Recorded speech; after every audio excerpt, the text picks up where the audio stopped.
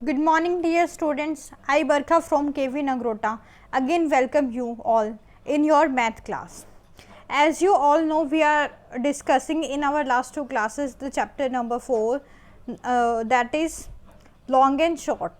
कि जो हमारी पिछली दो क्लासेस रही हैं उसमें भी हमने चैप्टर नंबर 4 को डिस्कस किया है, तो ये आज का हमारा लास्ट होगा, जो हमारा लेक्चर होगा, वीडियो लेक्चर होगा इसके लिए, जो चैप्टर नंबर 4 है हमारा लॉन्ग एंड शॉर्ट के लिए। कि अगर मैं थोड़ा सा पीछे अपना रिकॉल करूँ कि हमने अभी तक क्या क्या डिस्कस किया है, कि अभी तक हमने मिलीमीटर जो हमारा होता है यूनिट उसको डिस्कस कर लिया है कि भाई मिलीमीटर होता है, सेंटीमीटर होता है, मीटर होता है, और जो इन तीन यूनिट्स के बीच में रिलेशंस है वो भी हम लोग डिस्कस कर चुके हैं।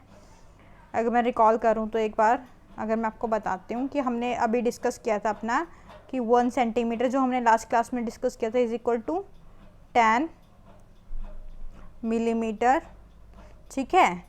फिर 1 metre is equal to 100 centimetre.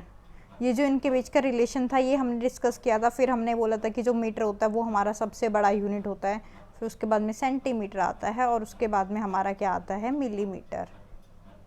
ठीक है बच्चों। अब इसी क्लास में अगर मैं एक और चीज़ आज इंक्लूड करूँगी कि जैसे बेसिकली जो चीज़ हमसे दूर होती है, कि अगर मैं बात करूँ कि जम्मू टू आगरा कितना दूर होगा, तो हमें इस चीज़ को बताने के लिए एक अलग यूनिट की ज़रूरत पड़ेगी कि ठीक है, जम्मू टू आगरा। अगर मैं इसके बीच का आपके डिफरेंस पूछूं तो आप मुझे इसका डिफरेंस कौन सी यूनिट पर बताओगे? ठीक है, बताइए। राइट, कि ma'am we are using kilometre, कि हम किलोमीटर बताएंगे कि भैया इससे इतना किलोमीटर दूर है। कि जब भी हम बहुत ज़्यादा दूरी की बात करते हैं तो हम उसको किस में बात करते हैं, किलोमीटर। तो एक ये छोटी सी चीज़ आज आपको इंट्रोड्यूस करनी है, किलोमीटर, मेरे को आपको कि भाई किलोमीटर भी कुछ होता है जो आपका, और किलोमीटर में आपको एक किलोमीटर का भी मीटर के साथ में रिलेशनशिप बताने जा रही हूँ। 1 किलोमीटर इज इक्वल टू, इसी स्लाइड में बता देती हूँ, 1 kilometre is equal to 1000 metre. Okay, तो मीटर से भी बड़ा क्या होगा हमारा, किलोमीटर, है ना। ये आपको समझ में आया होगा। सो आज का अपना जो हमारा बुक का चैप्टर है हम वहाँ से स्टार्ट करते हैं कि भाई हमारी बुक में क्या बोल रखा है। कि अभी आप समझ गए होंगे कि मैंने आपको क्या चीज़ रिकॉल करी हमने, कि हम लोगों ने सीखा था कि भाई हमारे पास यूनिट्स होती हैं कि 1 centimetre is equal to 10 millimetre होता है। ये हमने लास्ट क्लास में चीज़ें सीखी थी, तो मैं थोड़ा सा कि उसको रिकॉल करके कि वहाँ से स्टार्ट करना चाह रही थी चैप्टर कि 1 मीटर में क्या होता है, 100 सेंटीमीटर होते हैं। फिर आज हमने एक नया रिलेशनशिप सीखा कि किलोमीटर होता है मीटर से भी बड़ा, and 1 kilometre is equal to 1000 metres. और फिर यूनिट्स में अगर हम आए कि किलोमीटर सबसे बड़ा होता है, फिर मीटर, फिर सेंटीमीटर एंड देन मिलीमीटर। तो इसी के साथ में आज जो हमारा एनसीईआरटी से चैप्टर बचा हुआ है उसको स्टार्ट करती हूँ मैं। Going to Agra, Mary and Mechung was going with their family to Agra. कि भाई जो मैरी और जो ये बच्चे हैं ये अपनी फैमिली के साथ में कहाँ जा रहे हैं, आगरा जा रहे हैं। They get down at Agra cantt railway station, and वो आगरा कैंट रेलवे स्टेशन पे उतरते हैं और वहाँ से क्या लेते हैं, रिक्शा लेते हैं। Take a rickshaw to the Taj Mahal visit करने के लिए। आप लोगों को सभी को पता है कि भाई आगरा में क्या फेमस है, हमारा Taj Mahal. After 3 hours they start for Agra fort. 3 घंटे के बाद में वो क्या करते हैं, आगरा फोर्ट पे घूमना स्टार्ट कर देते हैं, आगरा फोर्ट के लिए निकलते हैं। Again in the rickshaw, rickshaw में चले जाते हैं। In the afternoon to take a bus to Fatehpur Sikri. कि आफ्टरनून में फिर क्या करते हैं वो लोग, बस लेते हैं। अभी तक आपने क्या देखा, जो मारी और जो बेचुंग है ये हमारे दो बच्चे हैं, अपनी फैमिली के साथ में आगरा विजिट करने जाए हैं। आगरा कैंट रेलवे स्टेशन पे दोनों बच्चे मतलब अब पूरे फैमिली मेम्बर्स उतरते हैं, वहाँ से रिक्शा लेते हैं, कहाँ के लिए, ताजमहल के लिए।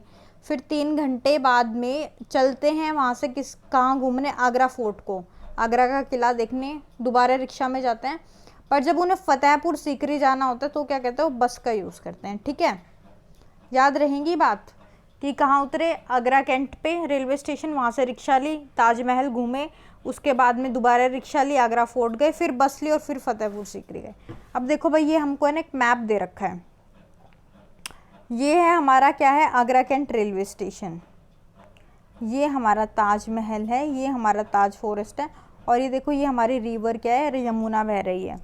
ये हमारा आगरा फोर्ट है। अब देखो जो ताजमहल और आगरा फोर्ट है वो नज़दीक नज़दीक है, ठीक है।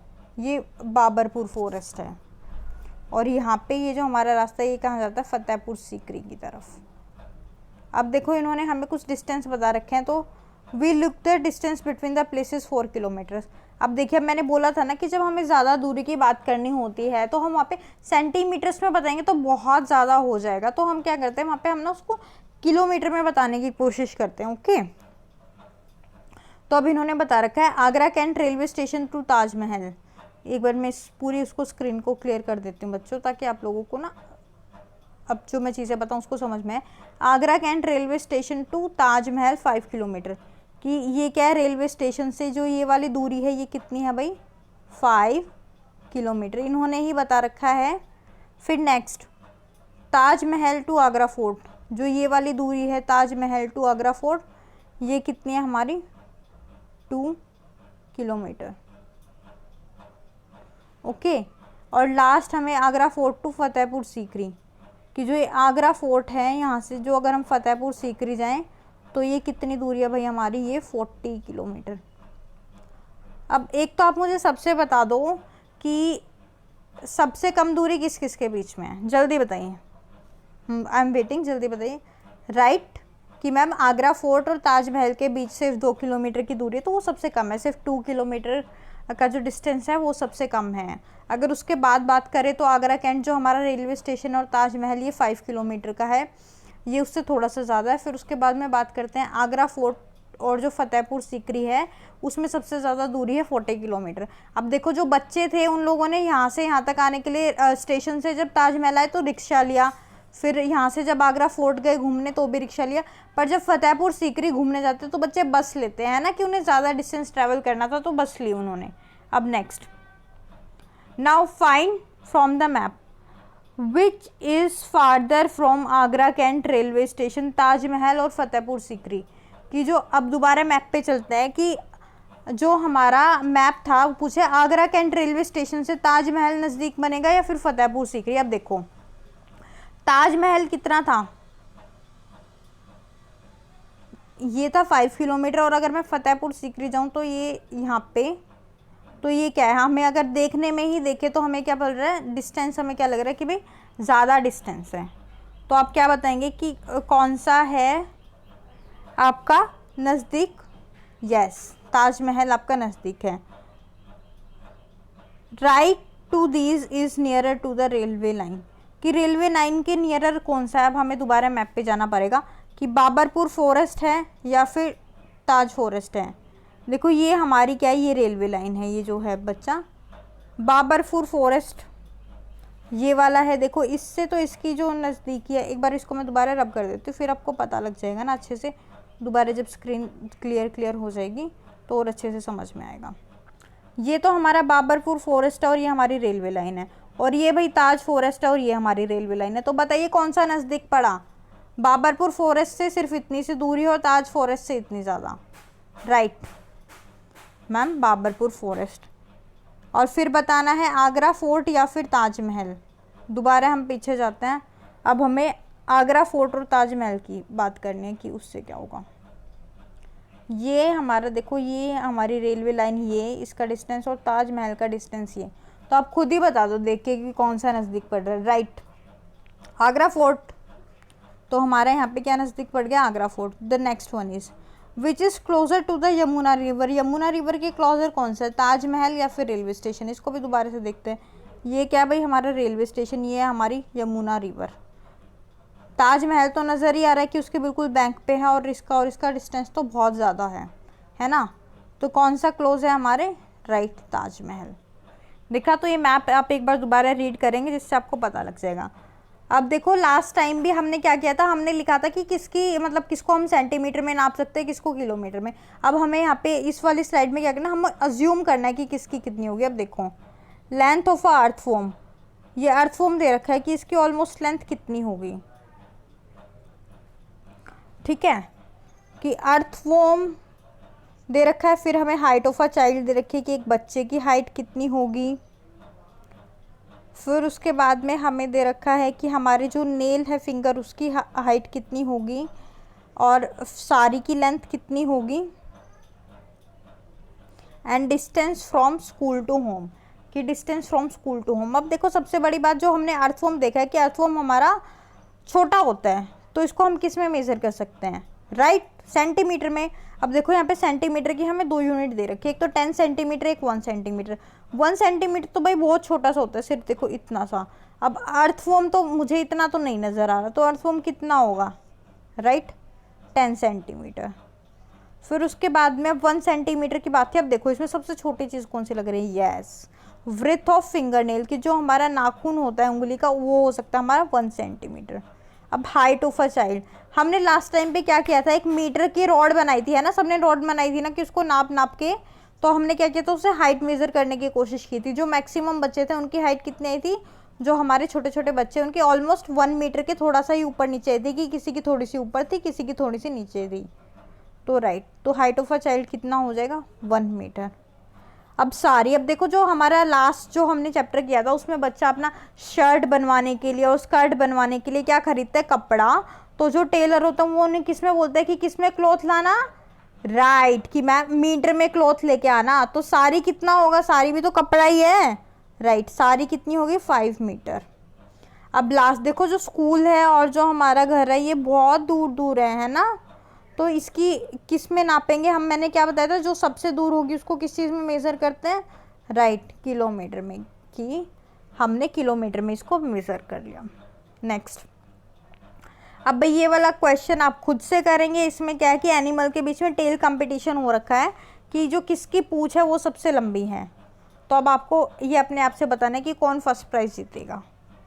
अब आज ना कुछ अलग सी चीज़ मैं आपको सिखाती हूँ कि अब हमने ये सब चीज़ें सीख ली थी, एक बार इसको दोबारा रब करके दोबारा लिख दूँगी सबको, पूरे चीज़ों को, तो ताकि ना दिक्कत ना हो, ना आपको और ना मुझे समझने में और ना समझाने में, क्योंकि थोड़ा सा आपकी जो वर्कशीट रहेगी वो इसी के ऊपर बेस्ड रहेगी। कि देखो सबसे पहले हमने क्या सीखा था, 1 millimetre is equal to, sorry 1 centimetre is equal to, right, 10 millimetre.